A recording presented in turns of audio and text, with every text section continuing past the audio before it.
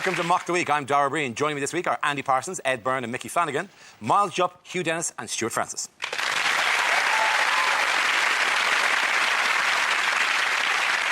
No, there's no Russell Howard tonight or for the next few weeks because he's off working on the next series of his show for BBC Three. But we start, as ever, with a round called Headliners. Here's a picture of the Labour leadership contenders, but what does LBIT stand for? Is it local boy band includes transvestite? Is it lady between identical twits? Is it my dyslexic friend's favourite sandwich? Fish fingers? Is it about Diane Abbott's dress? Is it leopard butchered into toga? Is it lads, boys, introducing token? Politics there? Politics there? On a similar note, liking Blair is treason. On a funnier note... You've got to back it up now. Is it, look, Barack initiated this. The people have spoken. Are they going for the youth vote? Is it Labour blinging in it ting? Is it an advert? Is it L'Oreal because I'm turgid? Is it to do with the white streak in David Miliband's hair? Is it, look, it's a badger, I'm telling you? Anyone know what the correct answer is? I'm looking at, well, it's on the left there they've got red ties and on the right they've got blue. I'm thinking Labour becoming increasingly Tory.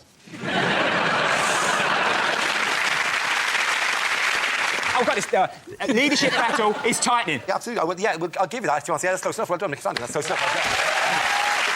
The answer I wasn't for was leadership battle increasingly tight. This is the news that the race to become the next Labour leader is going to be an extremely close call. As the contest enters its final week, the latest YouGov poll for the Sunday Times has put Ed Miliband ahead of his brother David, but only just Ed comes out on top. Only after voters' second preferences are considered, with David leading earlier on. But frankly, I could have substituted any of those names at any stage during that sentence for all you would have cared. One of them is going to win. Has the race grabbed you? No. It's frightening us in the East End because we've been here before when we've had two brothers trying to look for power. And it can get very nasty, I'm sure. It is a shame, isn't it? You've got two brothers fighting it out, and you're thinking you surely should do what, parents do with brothers anyway. You should let them share it, and if they can't share it nicely, neither of them should have it. And there's only one thing that it should happen then: the Labour leadership should go to a charity shop. If my surname was Miliband, I would not name either of my sons Ed or David. I would call one of them at least the Steve. So they would be the Steve Miliband. If you were fighting your brother for something, wouldn't Yes. you would be tempted, if it all got down to being a bit dirty, you'd be tempted to go, well, I am the right man for the job, I've got the right answers on the economy, and what's more, out of the two of us, I wasn't the one aged 13 caught cracking one off the Buffy the Vampire. You wouldn't say that, though, would you? We need someone with leadership, we need someone with vision, someone who's going to take the bold decisions. You do not want someone who was 17 before he touched his first boob. No, I think we much more you at the bed. How has it become personal? It's all got a bit nasty with one of the brothers saying that the other one was like Forrest Gump. Do you want to take a guess? He was very successful, though, wasn't he? Is the one on the right the one that looks more like Forrest Gump? Apparently, it was reported in the Telegraph this week, it's what's being said in David Miliband's camp that Ed is Forrest Gump. Now, whether it's the physical resemblance to Forrest Gump or his tendency to attend historic world events and not really know what's going on. Is it because he said in his conference speech, he said what Labour needs is Boba shrimp? But it is the Forrest Gump was one thing, it is. People feared that the family, they couldn't work for each other if one of them won. That's all going to get very personal. Has Jedward not taught us anything?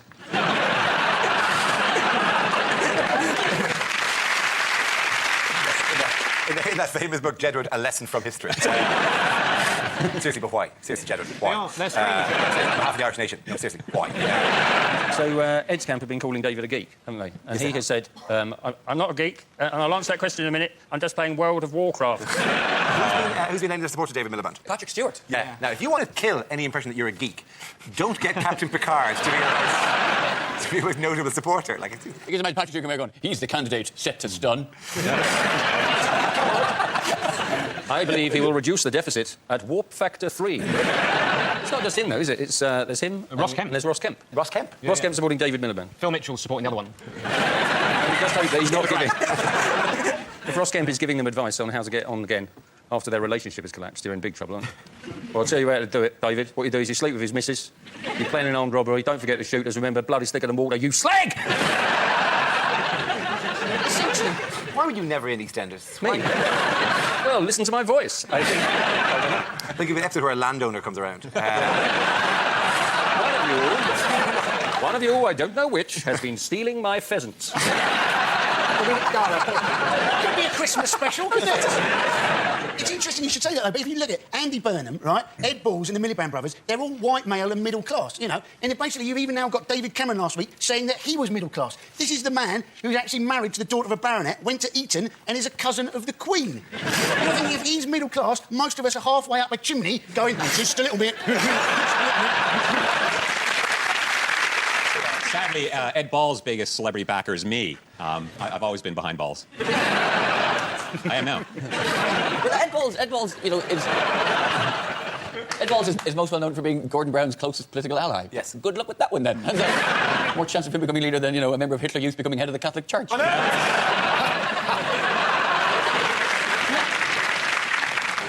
Other news, what's going on here?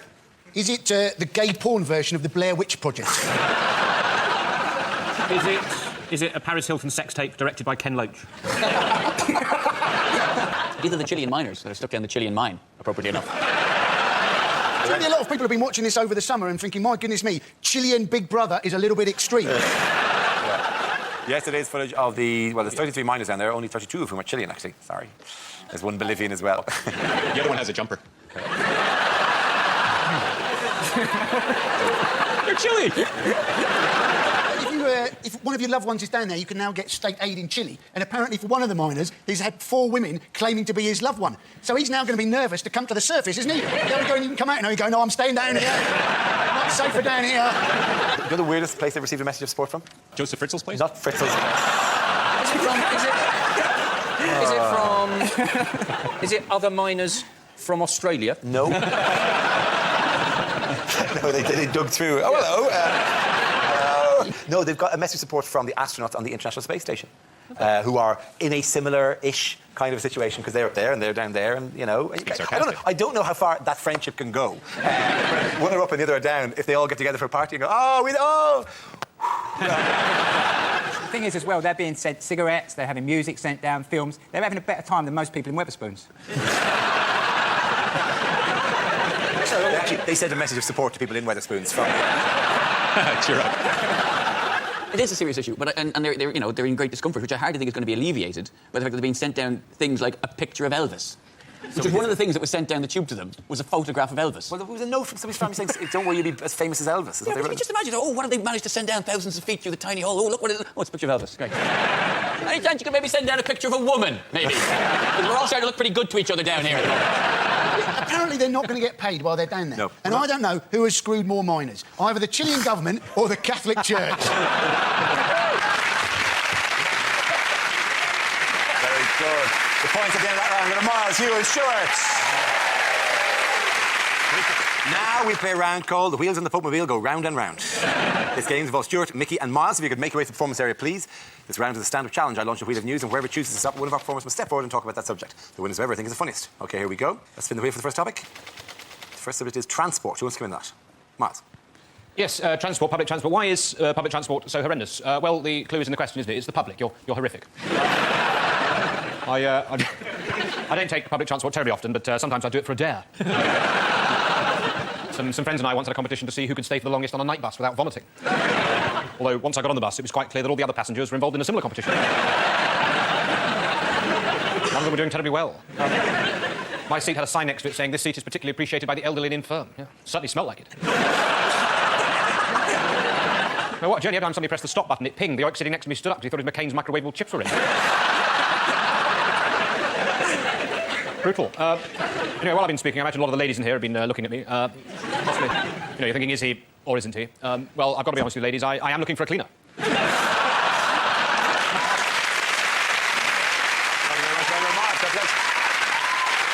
OK, let's spin the wheel again. The subject is marriage. Who wants to come in that? Stuart. I'm not married. If I was married, would I be able to do this? For that long? I am married. My wife and I met at a castanet class where we clicked. That's not entirely funny. No, we actually met in a museum, and the rest is history. 14 more. No, we actually met at a driving range where we hit it off. Can't be true.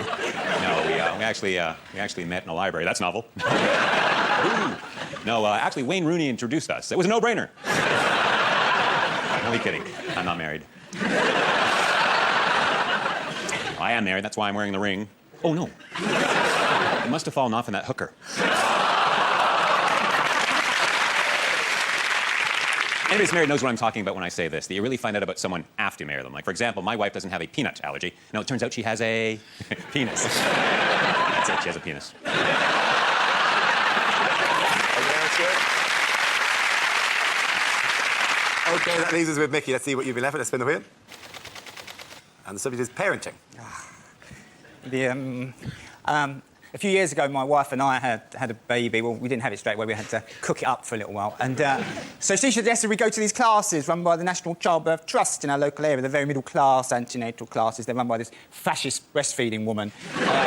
It's basically, you can go to her home on a Tuesday night. She's breastfeeding her 9-year-old son during the session. It's not awkward. All the men are checking the coving out. It's kind of way up there because they should have put glue both sides. No, she's still doing it. What are you going to do?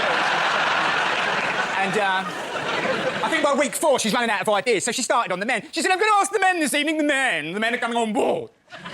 How might they benefit by giving birth to the baby themselves? Can we talk about those benefits? Now, there's 6 of us in a circle. I'm in trap 3, not the best position, the worst one either. Chap number 1's in the best position. He said, if you gave birth to the baby yourself, you'd have an empathy with womankind and her struggle over the centuries, creating a great relationship with your partner. I was thinking, oh, cobblers, I was going to use that one. Chap number 2 dug in, fair enough. He said, well, if you gave birth to the baby yourself, he said you'd have a bond with the child at a more primeval, physical level. Started crying. Nice touch. Mother Earth looked at me, I'm having a panic attack. It's all gone a bit hazy. She said, Michael?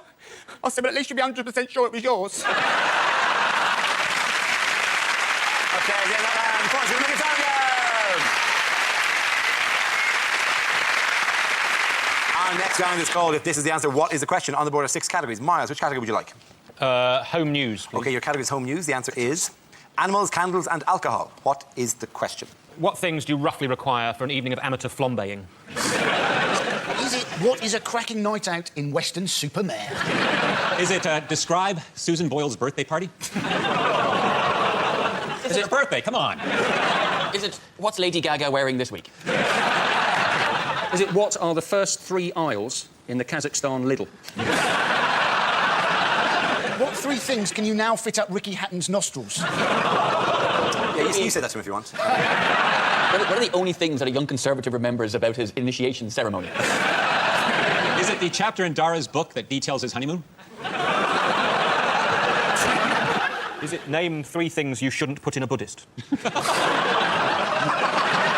What is the most poorly named Earth, Wind and Fire tribute act? Is it the new Credit Crunch pizza at Pizza Express? And you got the right answer. Yeah, I think this is a part of a list of things that you're not allowed to take to the Pope's prayer meeting in Hyde Park. That's correct. Very good. Well done. Thank you very much, Hugh Dennis. The question I was looking for was, what items are amongst those banned from the public events that Pope Benedict XVI will host during his visit to the UK? The items have been banned because they are considered to be a threat to others. The 4-day papal visit, which began today, is the first in 28 years and will see the Pope taking a whistle-stop tour of the UK, visiting Edinburgh, Glasgow, London and Birmingham. I love the fact that they're considered a threat to others, but Catholic priests are allowed in.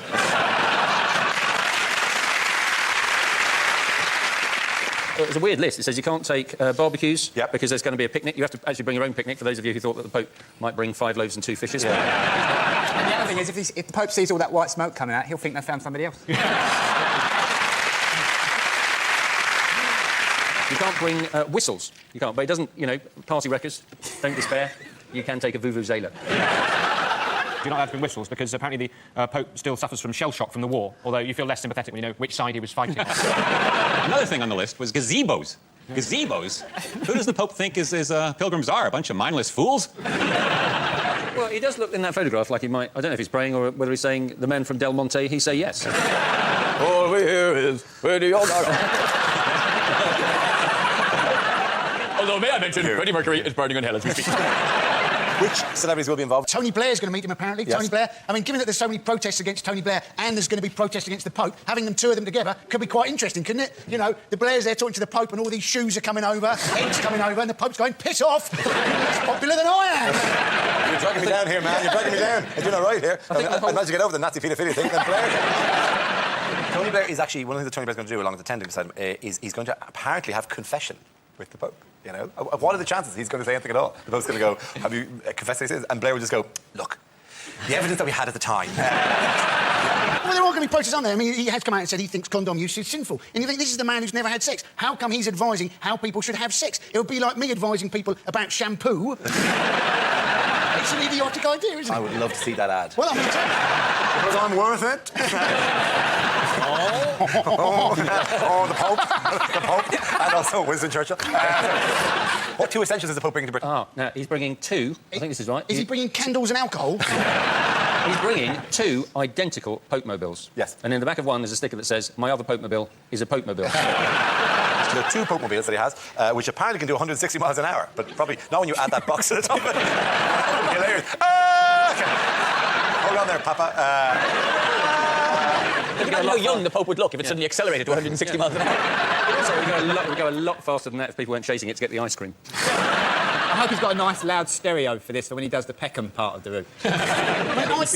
It also does that rolling. The light comes on under the... Yeah, what's that? What merchandise on sale in conjunction with the Pope? I'm hoping it's the same lot as last time. Last time he came, there was unofficial merchandise. It was obviously it was in the 80s, wasn't it? It came, and you could buy soap called Pope on a Rope, and there was a garden sprinkler system called Let Us Pray. The fun's keep going. Along this tangent, because the Catholic Church loves a bit of merchandising. They from relics down, they love a bit of merchandising. But this is the Benedictophone, which you can record messages onto. What a lovely country. I haven't been here since the war. What a lovely country. I haven't been here since the war. And you can also make your own Pope-mobile. So, come back. I missed my good. Don't go away, please. Oh, hello. That looks demonic. Hello. It is worth noting that when this gets broadcast, the Pope is actually in the country at the moment and maybe singing in a hotel room after a long gig. It's still on the television. What's this? Greetings in Papa. Oh, no, Get to that. The point's going to Mickey and Nanny. Now we come to scenes we'd like to see. So if everyone can make their way over to the performance area, please. I'll read out this week's topics, and then we'll see what our panelists can come up with. OK, here we go. The first subject is unlikely lines to hear in a kids' film. Oi, Shrek! Have you been upsetting Colleen again by shagging those prostitutes? Garfield, what are you doing in that bin? E.T., I'm pregnant. Where's Nemo? Look inside the batter. I'm terribly sorry. I'll just put my clothes back on. I thought you said chitty chitty gangbang. Mr. Von Trapp, I'm here from the council. We've had complaints about some terrible singing coming from your house. So, he asked all five of you if you would like to look round his chocolate factory, did he? Mary Poppins, I arrest you on suspicion of supercalifragilistic sex trafficking. King of the Swingers, nice to meet you. I'm King of the Doggers. Wow, Nanny McPhee, that was not the Big Bang I was expecting. I am Bambi, son of a murdered mother, husband of an endangered doll. I will have my vengeance in this life. OK, the next topic is things you wouldn't hear in a cookery show. No, that's definitely poodle. Today, I brought along chicken tonight, but I'm going to have it tomorrow. Smash the system. So finally, just pour on the milk, and there you have it. Cereal.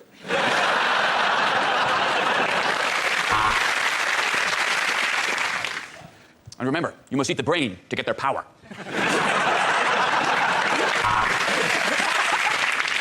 A lot of people recommend washing your hands after handling raw meat, but it's just as easy to let a dog lick them or to wipe them on a relative. Golden, relax. We're doing a bit of dinner, mate. You're not sorting out the Middle East here.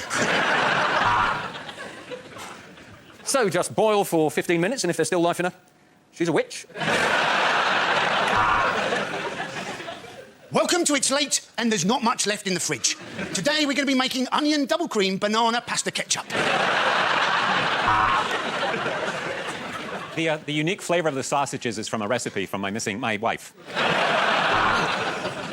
Sir, if you want to give your bar snacks that genuine pub feeling, why not sprinkle them with urine? I'm Jamie Oliver, and in my new series, I'm going to be travelling the length and breadth of the UK in a VW camper. Welcome to Coco Van. And believe me, these fried insect legs really are the bee's knees. Today, I'm going to be making prune and sweet corn chickpea couscous, because I like to give my bowels a challenge. Next, the ginger pudding. Anthony Worrell-Thompson, what are you going to be cooking for us tonight? So, I've been beating away for half an hour, but I'm just lonely. Let's get on with the cooking. Okay, the point go to Mickey and Andy. And that's the end of the show. This week's winners are Miles Jupp, Hugh Dennis and Stuart Francis. Commiserations to Andy Parsons, Ed Byrne and Mickey Flanagan. Thank you for watching. I'm Darbreen. Good night.